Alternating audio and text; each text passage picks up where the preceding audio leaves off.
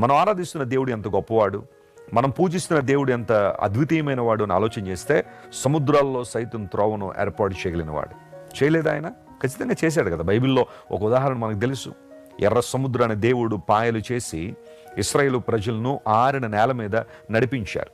ఇశ్రాయేలు ప్రజలు నడిచిన తర్వాత ఆ వెనుక ఫరో సైన్యం వచ్చింది. ఫరో సైన్యం ఆ రథములు వచ్చాయి. గుర్రాలు, వాస్తవానికి గుర్రాలకు ఉన్న సైకాలజీ ఏంటంటే బురద నీటిల్లో గుర్రాలు వాస్తవానికి కాళ్ళు పెట్టవు. వాటి యొక్క స్వభావం అలాంటిది. అన్నీ అలా ఉంటాయని కాదు, కానీ యూజువల్గా ఆ హార్స్ సైకాలజీ మనం చదివితే తడిలో అవి కాళ్ళు పెట్టడానికి సంకోచిస్తాయట. అయితే ఇక్కడ దేవుడు ఆరిన నేలగా మార్చాడు కాబట్టి గుర్రాలు అంత వేగంగా ప్రయాణం చేయడం ప్రారంభించాయి.